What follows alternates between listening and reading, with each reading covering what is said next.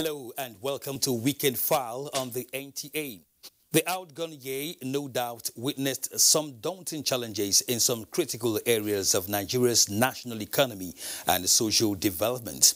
But with sustained efforts by the federal government through human-oriented policies and programs driven by relevant organs, the nation was able to surmount hurdles to firmly retain its momentum in infrastructure development, with ongoing projects and some completed ones visible across our land, depicting the readiness of the federal government to achieve more in 2020 and beyond. Tonight on Weekend File, we continue our review of the year 2019 as we look at how various factors combined to deliver optimal results in the yearnings and aspirations of Nigerians, who obviously attests to landmark improvement in key areas such as economy, commerce, industry, agriculture, transportation, power, security, and of course, entrepreneurship via the promotion of digital economy. We have detailed reports on these areas from across the Federation, plus, of course, live studio interview. My name is Kenan Ima Abodike. Stay with us on Weekend File as we receive you the news first.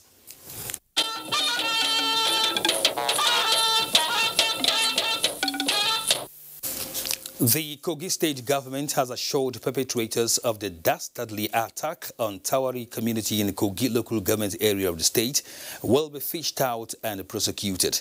Deputy Governor Edward Onoja stated this while undertaking an assessment tour of the area.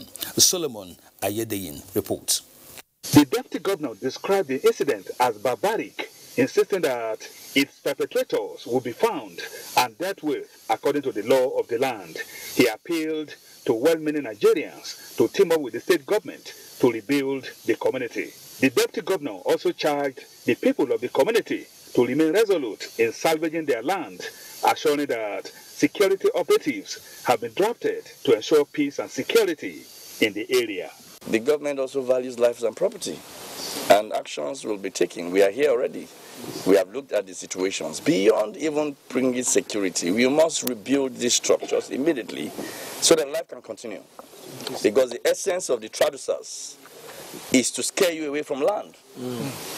Relocate you to somewhere else so that you become an IDP. But this community, I believe, from their faces and from their residence, this is the only way, this is the only place they call home. And this will remain home. Government will make here remain home for them. Amen. And first thing we want from the government is the security, so that our people will know that they are secure. From there we can talk to them to come back home. It will be recalled that scores of people were reportedly killed and several others injured, while houses, including worship centers, health center, school, vehicles, and other valuables destroyed in the attack on Tawari community by militiamen last Thursday night. Edward Onoja also visited the Ohimege Igukoto, Alhaji Abdrazak Isakoto, in his palace to commiserate with the royal father on the incident. Solomon Ayedehin, NTA News. Just a few days into the new year, more than 10 people were burnt beyond recognition following a gas explosion in Sabon Tasha area of the Kaduna metropolis. Suleiman Abdullahi Rigachikun reports that 3 people are on admission at Sabon Tasha General Hospital and one of them in critical condition. There was pandemonium at new police station in Sabon Tasha area when a gas retail outlet exploded, which burnt many people beyond recognition. The incidents occurred as a result of gas refuel from retail shop, resulting to loss of lives and property worth millions of naira. So as we are inside, the fire started burning. So when it started burning, no way to escape. All the roof break down. The remains of the victims have been deposited at Sabon Tasha General Hospital mortuary. From our collection here into the mortuary, we've seen more than 10 bodies coming in. As I'm talking with you now, if you look at the mortuary angle of the hospital, some persons are still there, and they actually confirmed to us that they are going to bring some more. Meanwhile, relatives of the victims have been trooping into the general hospital to search for their loved ones, and some could not hold themselves.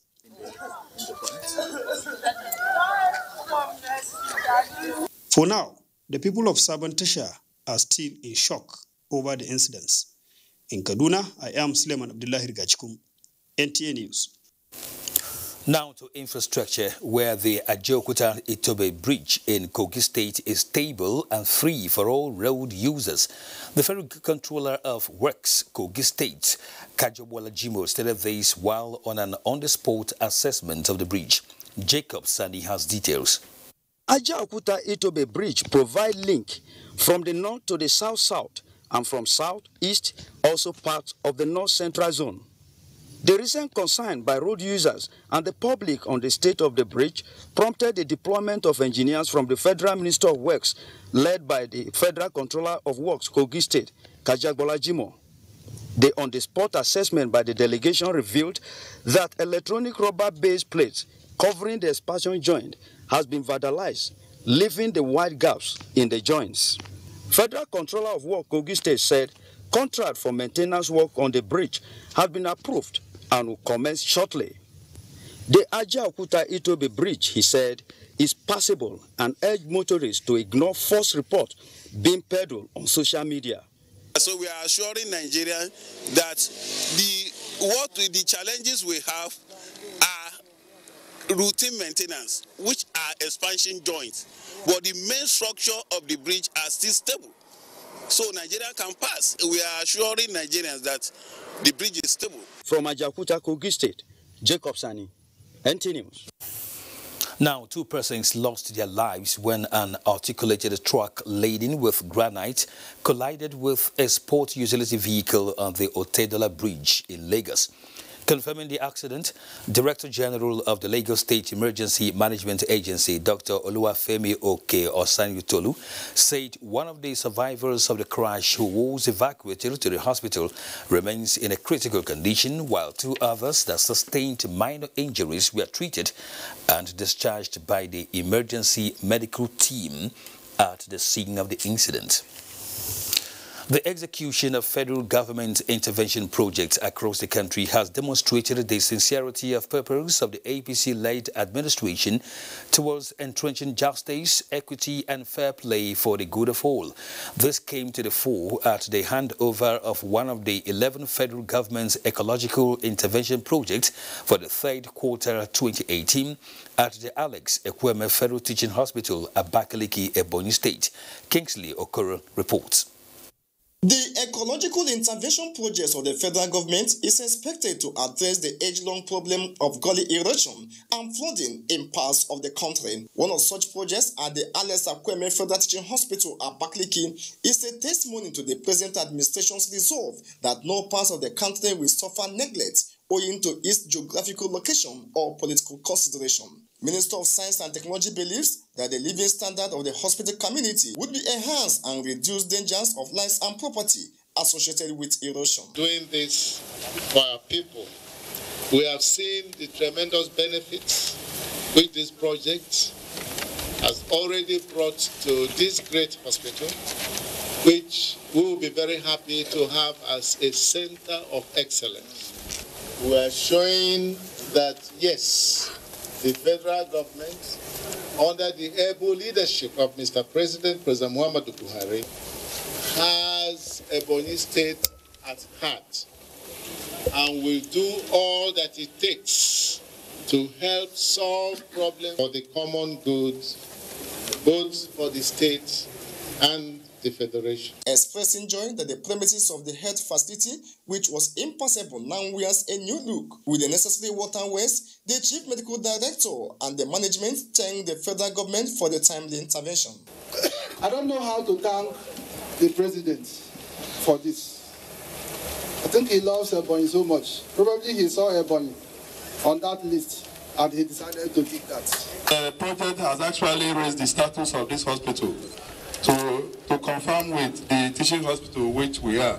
The handover is expected to achieve dual purpose of enabling the hospital to exercise the ownership and ensure its maintenance for sustainability. In Abakaliki, Kingsley Okoro, NTA News. And now to security. The Air Task Force of Operation Lafayette Dole has recorded another success against the Boko Haram terrorists in the Sambisa Forest area of Borno State. A statement by Director of Public Relations and Information, Nigerian Air Force, Ibikunle Daramola, states that the feat was recorded near Bula Bello on 1st January 2020 when a Nigerian Air Force NAF intelligence, surveillance and reconnaissance aircraft, whilst returning from another mission, spotted a Boko Haram terrorist gun truck under a tree, along with scores of fighters converged around the tree on the outskirts of the settlement, ostensibly preparing for an attack against nearby troops' positions. Some of the fighters were also seen pushing another vehicle to a location under another tree in the area.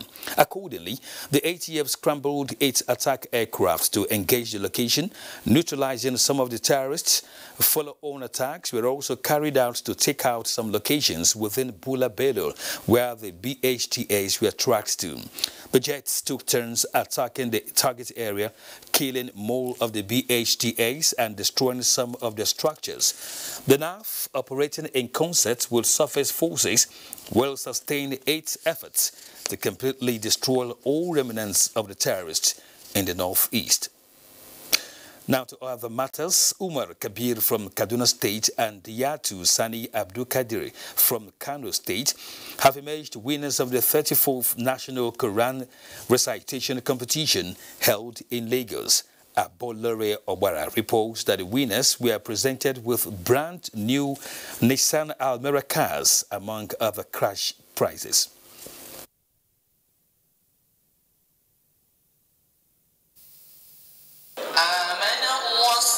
بما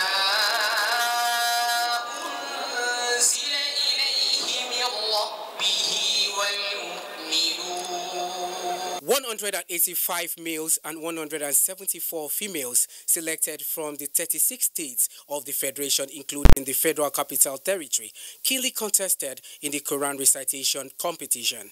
Organizers say the competition aims to promote Quranic education at the grassroots and widen the knowledge of youth in Islam. We are promoting unity, peace, and good moral behavior. The recitation of Quran is something good to use, because if a youth can recite a Quran or memorize a Quran, I think there is no social biases. Lagos State Deputy Governor Obafemi Amzat said the competition will set the pace for other youths to be the best in their chosen dreams and urged participants to continue to be good ambassadors of Islam. We know that Islam is a religion of peace. We must therefore preach and practice peaceful coexistence with our brothers and sisters. Highlight of the event was a Quran recitation by 6-year-old Abdullahi Sahid and 8-year-old Fatima Muhammad Awal. The National Quran Recitation Competition, organized by Center for Islamic Studies, Usman Dafodio University, Sokoto, will further prepare winners to represent the country at the international competition in Saudi Arabia. In Lagos, Abolore Ogbara, NT News. Congratulations to the winners there. Time to go on our first break. More reports coming on Weekend File. Do stay.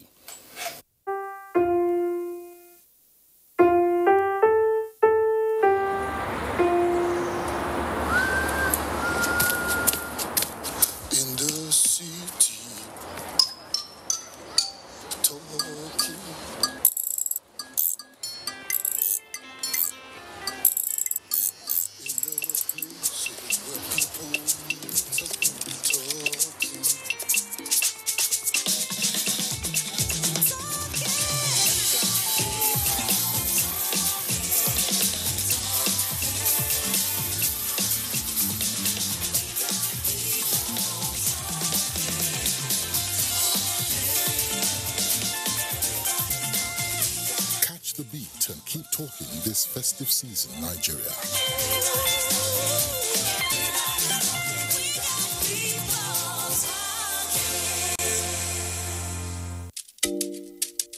Your information dey important, just like your identity. Now the only way we fit take hala you. Make you go browse easy.gotvafrica.com.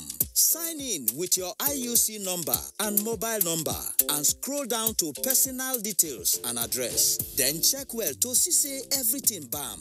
You fit change the one wey not correct. To finish everything, just click the save button and it don't finish. Thank you. I make sure say my phone number dey correct. That's now why GoTV fit call me make I come collect my own awoof. Angel, time for my phone in Tawari because now my correct phone number dey for book. GoTV, live it, love it. Now look me again, no. Make you go do your own.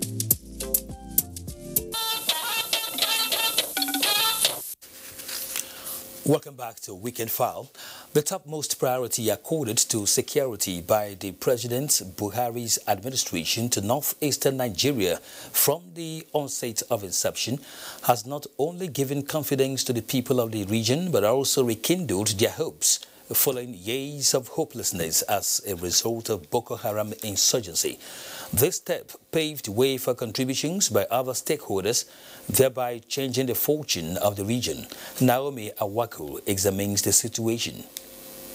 Borno is bouncing back in almost all facets of the economy from the 10 years long of insurgency that caused massive destruction of property and loss of lives, as well as displacement of over 2 million people from their communities. The relocation of the Military Command and Control Center headquarters to Maiduguri, the epicenter of Boko Haram insurgency, following directives by President Muhammadu Buhari in 2015, was a milestone in the theater of operations that led to dislodgement of insurgents from their hideout in Sambisa Forest, as well as the rescue of hundreds of people held in captivity. People are very confident and they believe in what the government is doing.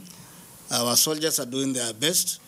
And in fact, the war has almost been ended. Measures taken by the present administration in border closure has stopped illegal trades and hindered bush economy of the insurgents from thriving, in addition to the theater command's ability in seizing logistics from suppliers of the terrorists, curtailing their financial strength. Joining forces with the neighboring countries of Chad, Cameroon and Niger in the fight against terrorism has equally degraded the activities of the insurgents around the fringes of the Lake Chad, allowing socio-economic well-being of the areas. More schools across the local governments have been opened and staff have been deployed to take care of the locals there. So many health facilities now been rebuilt, some completely new, others are renovated. Government's attentions and the donor agencies are all centered towards reconstructions of courts, police stations, government lodges, secretariats at the grassroots level. Government has constructed 200 houses in Kareto, in Mobile local government. It has also built 500 housing in Kondogan. Because of the insurgency, a lot of trees are cut indiscriminately in the bushes. So the government has also started planting 1 million trees. With the significant peace being enjoyed in the state, normal economic and agricultural activities have spring forth, and government supporting small-scale and medium enterprises to boost the economy of the state. Contributions of the brave and courageous youth, known as Civilian Joint Task Force CJTF in counter-terrorism, has greatly assisted in curtailing the menace of insurgency in Borno State. In Maiduguri, Naomi Aboku, NTA News. The drive by the federal government to promote digital economy is yielding significant impact in governance, education, economy, and increased revenue generation. Stakeholders who shared their thoughts are of the view that greater impact is possible across board if the issues of stable power supply, high bank charges, and establishment of broadband infrastructure are squarely addressed. Joy Uzo reports. In pursuant of the promotion of digital economy, the federal government recently launched the National Digital Economy Policy. Part of the objective is to help the Nigerian government and their citizens leverage on the huge potentials inherent in the sector to grow the economy and create jobs. In Rivers State, the University of Port Harcourt is housing one of the regional innovation and incubation centers intended to training people on ICT engineering skills towards stimulating the digital economy. If you want to establish a digital society, there is need for you to have centers where indigenous and citizens are going to be trained. The BVN, for instance, the IPPIS payment salary, the single treasury exactly account. These have all helped. The successes recorded in e-commerce, e-taxation, transportation, agriculture and education, to some experts, are a huge contribution to the development of digital economy. However, there are still concerns about poor power supply, broadband infrastructure, and high charges associated with e-banking transactions. But there are not challenges that cannot be surmounted. What we have to do is to pull in more people, create knowledge, teach people, and invest in technology to enable us leverage the opportunities that lay in there. Meanwhile, a case in point are the gains developers of apps like eBay, Amazon, Facebook, Google, and the rest have made through digital economy. The experts say this is a gold mine for young Nigerians to tap into as they call for training and self-development on ICT skills, bearing in mind that Nigeria has a population advantage to maximize the benefits of the emerging digital economy. So far, a recent release by the National Bureau of Statistics indicates that for the third quarter of 2019, the contribution of information and communication technology to Nigeria's gross domestic product surpassed that of the oil and gas sector in the second quarter of same year. In Port Harcourt, Joy Uzo, NTA News. The year 2019 has been a moment of economic prosperity for the people of Kano State, which are famous in the production, processing and marketing of rice. At least 20 new rice milling companies were established, thereby increasing farmers' cash flow. Yahanasu Hassan Barau reports that a combination of these has reshaped the economic landscape of Kano State. Kano State stand out among its counterparts in the country, where in 2019 the state has held a signpost of progress in rice production. Prior to the introduction of the federal government policy on homegrown rice, Kano was a haven for foreign rice, which was being smuggled through the borderland, with its attendant consequences on the nation's economy. President Muhammadu Buhari's administration reversed the trend by encouraging local rice production to stimulate the economy. Kano has received 10 billion naira as revolving loan for rice farmers in the year 2018. Production in Kano double up. Before we are producing about 1.5 million metric tons of rice here in Kano, but now it's over 2.7 million metric tons. Muhammad Sani is among the 120,000 farmers who benefited from the federal government intervention.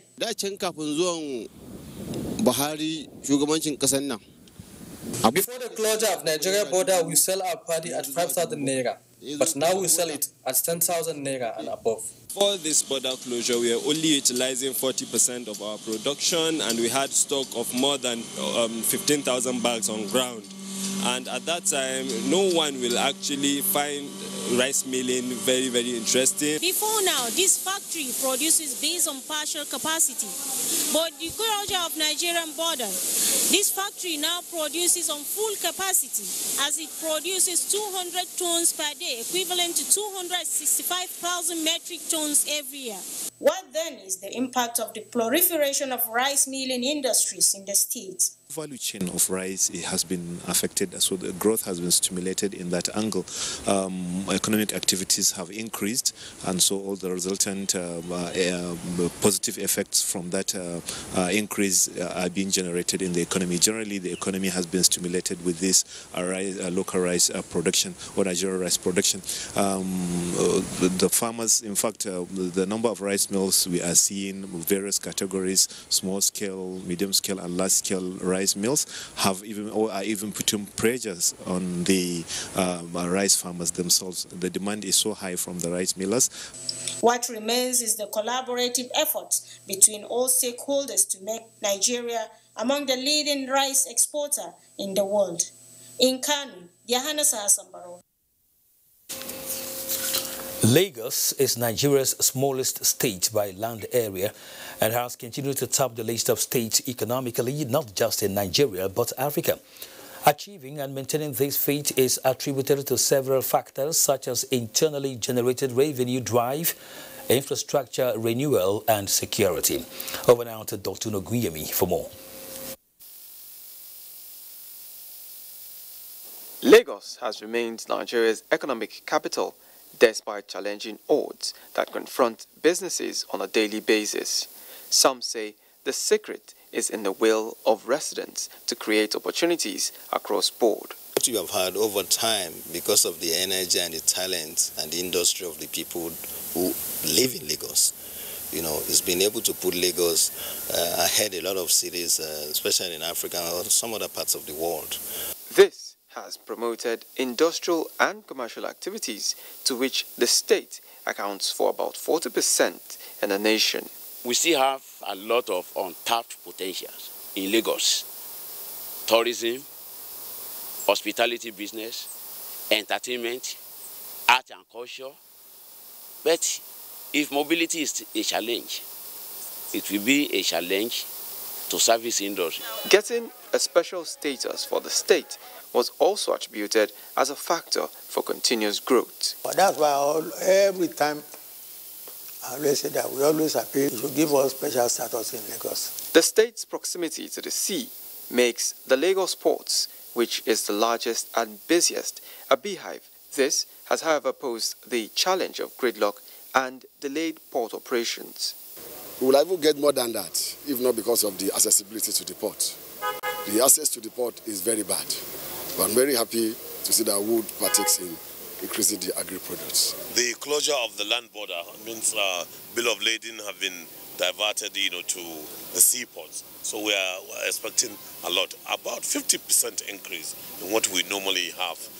The Lagos Chamber of Commerce and Industry believes that sustaining the state's economic lead should be a strict matter of formulating the right policies. The tax policy, our foreign exchange policy, our fiscal policy, and also if you have the right kind of regulatory environment and the right kind of engagement with stakeholders in the economy, perhaps you can have better policies. Pegged as the 7th largest economy in Africa, with a 2018 GDP of $136 billion, according to the International Monetary Fund, Lagos continues to thrive due to its population strength, creating a market for everyone. In Lagos, Dotun Ogunyemi, NTA News. And from Lafia, correspondent Issa Mohammed reports that the federal government pledges sustaining momentum of work in the new year to deliver across major infrastructure projects expected to boost economic fortunes and promote the status of Nasarawa State as gateway to parts of the country. Road construction and related infrastructure is a value asset for development. The government is working on many projects, among them Nasarawa Local Road and the bridge over River Benue to reduce travel time and stimulate economic activities.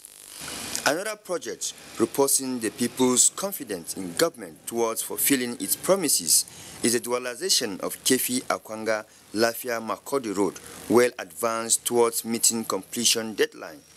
Similarly, in other areas, which stakeholders are optimistic will receive more funding for completion include Wamba Bokos Road, linking Nasarawa and Plateau states, and rehabilitation of Lafia Shandam, as well as Akwanga and Daha Jos roads to ensure smooth movement of people and services.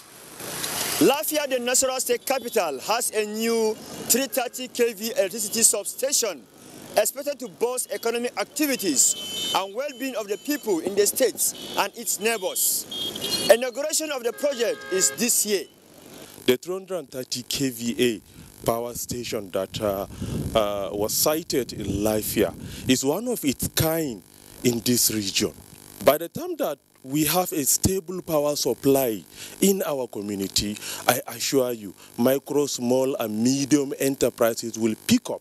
This is the major next level achievement of Nasarawa State because it will boost our economic viability. Nasarawa State is moving to a state of industrialization.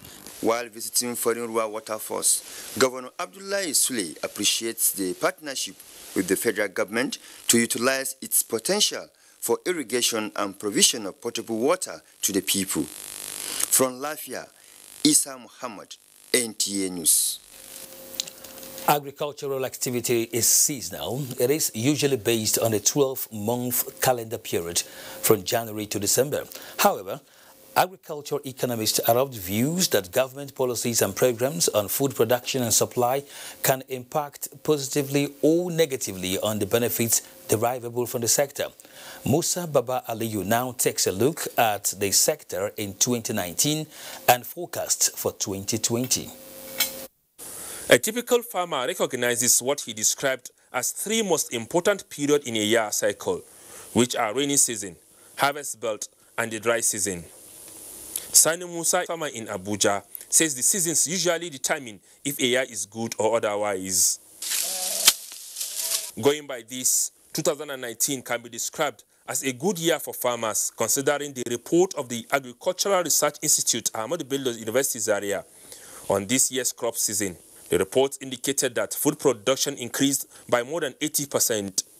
Almost all the states, 36 plus MCT, increased their production in terms of areas, in terms of, covering more areas compared to last year. Rice, millet, maize, sorghum, cassava, cowpea and soybeans were the crops that experienced increase. This presidential initiative brings fertilizer to the farmers at 5,000 and 5,500 sustainably, and that is very, very good. So this government has done something. The agriculture promotion policy is working. Research has also shown that we have enough food. The planet Earth is producing enough food for the world population. And GDP from agriculture increased to 540 billion naira against the 380 billion naira in 2018, as contained in the report of National Bureau of Statistics. The agricultural sector received investment above $200 billion during the period under review. The investments are mostly in the production of rice, sugar, and beverages. We're harvesting for this year 17,000 tons, and we will be next year around 30,000 tons. And we have 3,000 hectares under cultivation and developing at a very rapid pace. We want to see the success, we want to see the growth, we want to see the agriculture field here that big part of the population in Nigeria is depending on rising to what it can and should be. Farmers, including Sani Musa, hopes that the year 2020 will be better and promising in terms of high yields and food security. In Abuja, Musa Baba Aliyu, NTA News. Before we embark on our discussion tonight, let's quickly tell you that the First Lady of Nigeria, Aisha Muhammadu Buhari, has congratulated Mrs. Amina Mohammed, the Deputy Secretary General of the United Nations, as she wins the World Leader Prize at Global Citizen Award Ceremony in London, UK. In a statement by Dr. Hajo Sani, Senior Special Assistant to the President on Women Affairs and Administration, Office of the First Lady described Mrs. Mohammed as an epitome of the Nigerian woman. She acknowledged her advocacy on issues of development, especially as they relate to women, children, and the underprivileged.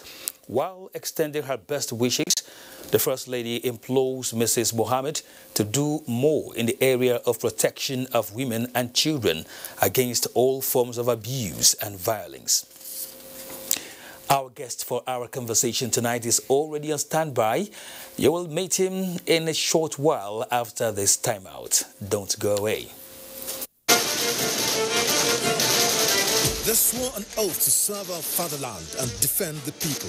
They traded their freedom, comfortable homes, and mortgaged their lives on the battleground for our unity and peaceful living.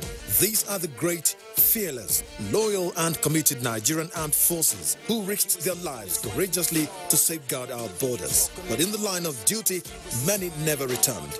Nigerians, arise, let's celebrate our fallen heroes. Put on the remembrance emblem with pride to support the incapacitated and families of our fallen heroes. It is indeed befitting to honor the memory of the gallant hearts and men who paid the supreme sacrifice to keep the country united. President Muhammadu Buhari enjoins all ministries, parastatals, religious and corporate bodies to donate generously to the Emblem Appeal Launch. Send your donations to these accounts. Account name, Emblem Appeal Launch. Account number 393-200-7526. EcoBank Nigeria PLC. We have come to the end of another successful year, and we wish to appreciate all those that mean so much to us: our sponsors, our clients, government at all levels, corporate bodies, advertisers, religious bodies, civil society groups, political parties, and above all, you, our esteemed viewer. Together, we made 2019 great. Together, we shall make 2020 even greater. That is why we say, thank you. This is wishing you Merry Christmas and a prosperous New Year.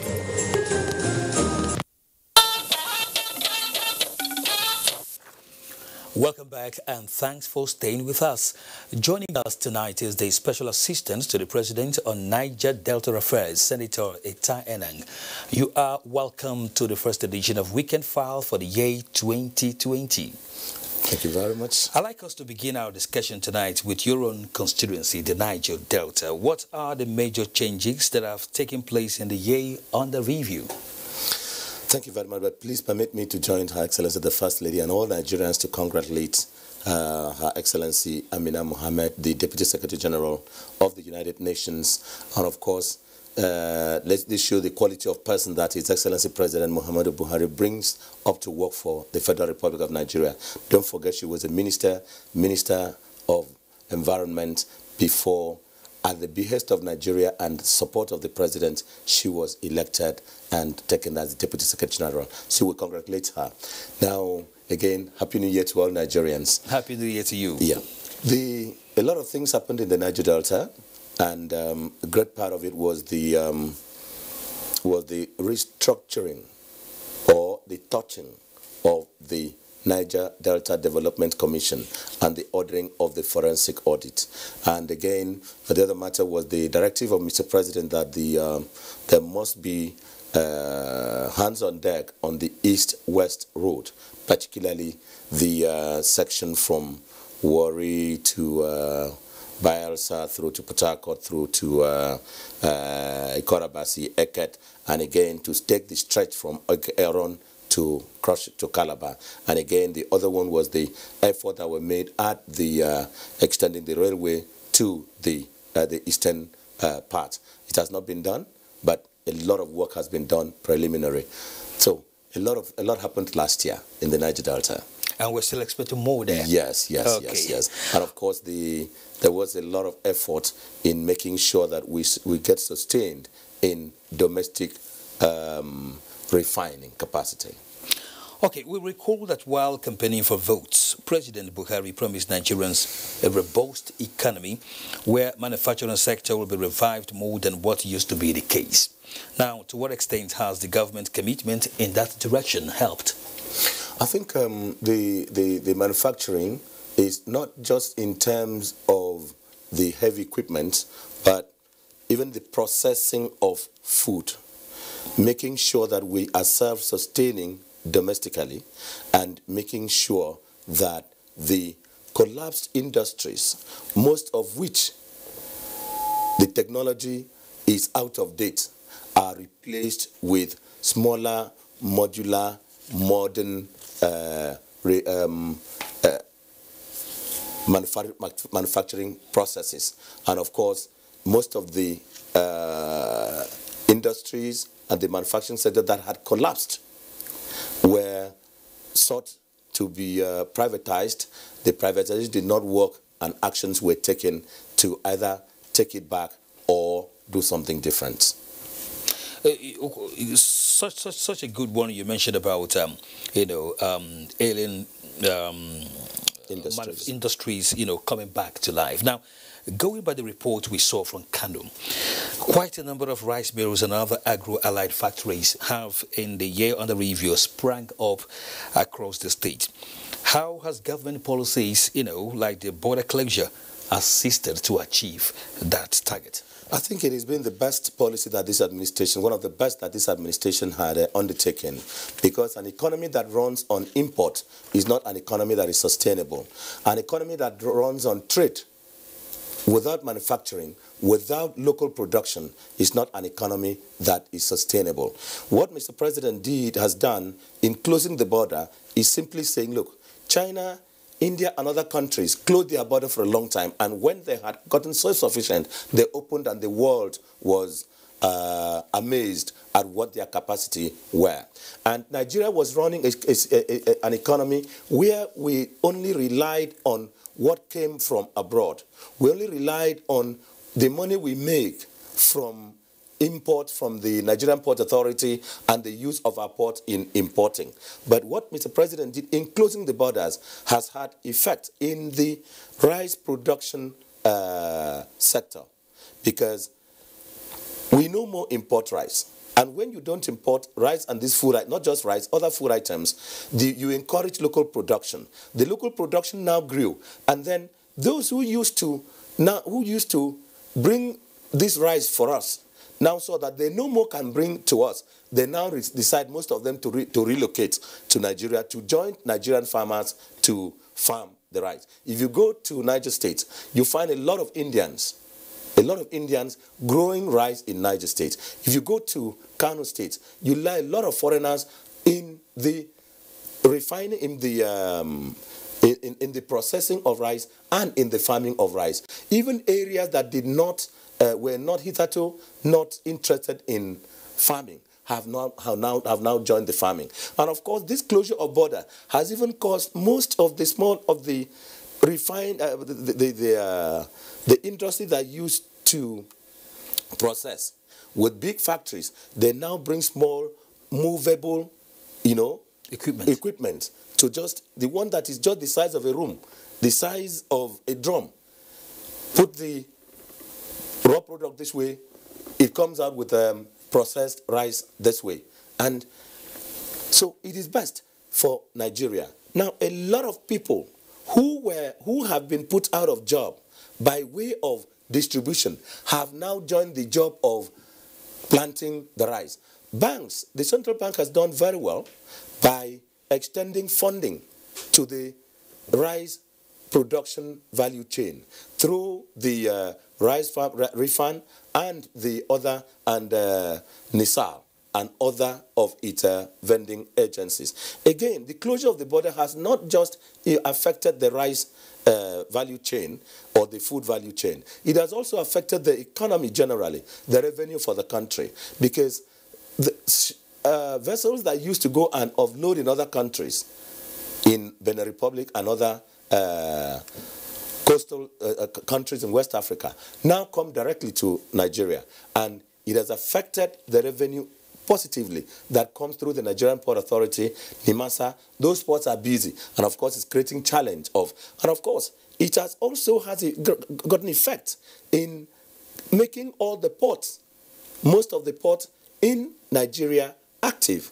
The Warri port has been activated a little, the Port Harcourt port, and the effect is also showing on the Calabar port, because most of those ones that were offloading there, and most of these things, when you offload in Lagos or any of those ports, you take them to the east. So the traffic and transportation has been reduced. Look at even the effect it has on the petroleum sector. Most of the petroleum products that were imported in were going through.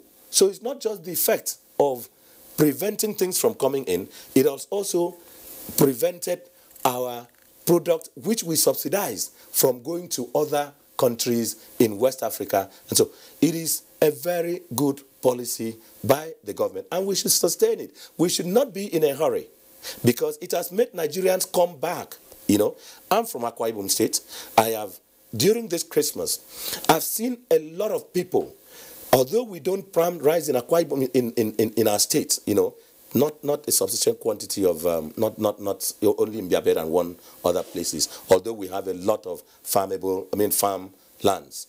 Now, it has made people even go to take the non-processed rice product from the north, take in trailer, and then come to process in some of the processing facilities down there. And a lot of people are now going through the Cross River Basin. That is the entire banks of the Cross River that comes from the Kongala Basin down through Ikom, Obubra, down to Etung, down to Itu, cross to Uran, to the Atlantic. Both sides of the Cross River, people are now struggling for those lands to now plant rice. So it's challenging people. But one thing I want to say finally on this is this, that it is disappointing that states that have money, states that are endowed with a lot of money, do not go into farming. You won't find anything substantial. There is something encouraging, very encouraging, relatively encouraging in Cross River, but it's not up to 30% of what the capacity it has.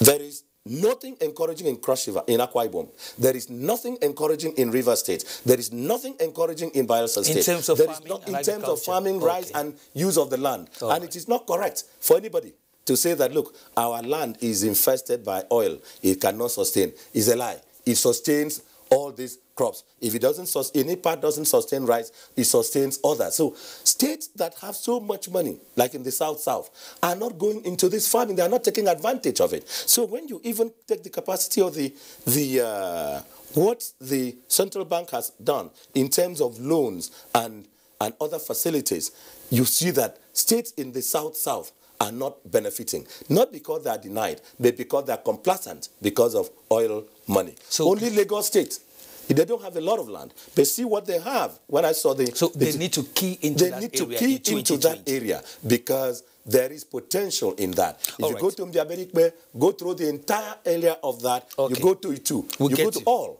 We understand that first. Now, let's look at the ease of doing business in Nigeria, because we saw a lot of policies rolled out in that regard. Now, to what extent has that benefited us? Well, the ease of doing business has made it easy for people, for investors. You know, it used to be difficult to take loan because you don't have certificate of occupancy. Two things has been done by this administration. The Federal Capital Territory has eased the process of obtaining a C of O. Most of the state has simplified that process. Now, there is a law that was signed into law. There is a law that came into effect made by the National Assembly and assented to by Mr. President, that you can use movable assets to take loan. If you have a car, they value it. They look at the for sale value, and then they can give you a loan on it. If you have a very good insurance policy, if you have a very good other assets of a movable nature, normally it used to be either a house or land of high value in a highbrow area, they give you loan. This has been done. Even the process of incorporating companies. Now, what Mr. President also directed and has been effected by the central bank is that if for every bank there must be a loan to deposit ratio. If you have so much, you are compelled to give loan of a certain percentage of your funds. And so it is now compulsory. So these are part of the processes of ease of doing business. And all the other agencies under the Ministry of Trade and Investment, the things that are done by the Office of the Vice President, the other things that are done by other agencies of government, eases the business environment and makes it easy for one, access loan, two, repayment process, three, even the process of assuring repayment, the ease of repayment. One thing that needs to be done, which is not very encouraging yet, but it has to be done. First is reduce the interest rate, because it is difficult to do business at a situation where you give loan at 25%, you say you force people to come, you say you've made it easy to take. Yes, if he takes and he can't pay, still problem. Reduce it to about 8 to 9 or 10%. And then the amount of money, they have incorporated the microfinance banks into it, but the rate at which you give the microfinance banks the loan, the rate at which you give them money, they must make some margin, they must add some margin, including other charges, to be able to give out to the actual person that is using it. So reduce the interest rate just to the level that you are giving to those who are in agriculture. Yeah, so that more people can benefit. That more people can benefit. All and right. then reduce, make it down to the smaller businesses. It's only unfortunate that even the smaller businesses do not think that they can take. So we, the government, must go into a lot of advocacy, letting the people know that they can take. Much of what we've done in terms of the social investment, 10,000, 20,000, 50,000, and all those ones, is gift, is dash. Let people know that they can take a loan of 100,000. Create most of these channels. And then pay back. Okay, let's look at security, because government seems to have done a lot in the northeast region in terms of security challenges. I think the government has done so very much in the entire country, particularly in the northeast region. If you look at the southeast, there were challenges, but it was addressed. The southwest was bubbling. The south had settled, but there were elements of insurgency, elements of challenges, but this administration settled fully the question of amnesty, and there is peace there, absolutely. There were challenges of the herdsmen and farmers' clash in the Middle Belt. The government addressed it in the most wholesome manner. Then the Northeast is the greatest capital gain of this administration in terms of security. So we want to commend His Excellency, Mr. President, for the leadership he has taken. I'm sure we saw him even on festive occasions, on 1st October, on festive memorable seasons, he took off, not taking his holiday, to be commander-in-chief in the field. And I'm sure what Nigerians have seen now is that you are seeing reconstruction of those areas, rebuilding of those schools, all right, reconstruction and all that. Okay. And if it were not so, that we would not, if we were not restoring, we would not have. And we're having now the withdrawal of the army, leaving the situation to the police and the civil defense. And if you don't have sufficient peace, you can't tell the armed forces to withdraw. We'd like to thank you, Special Assistant to the President on Niger Delta Affairs, Senator Eta Enang, for coming on Weekend File tonight. Thank you very much. Thank you indeed. Another break beckons. Do stay with us.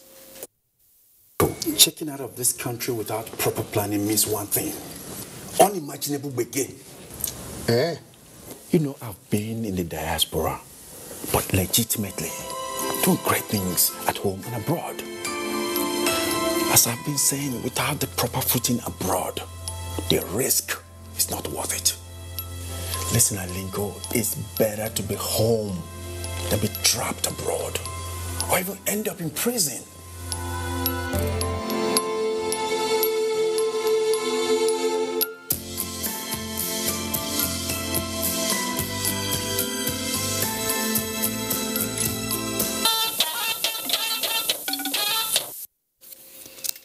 Nigeria's senior men's handball team moves training to Tunisia ahead of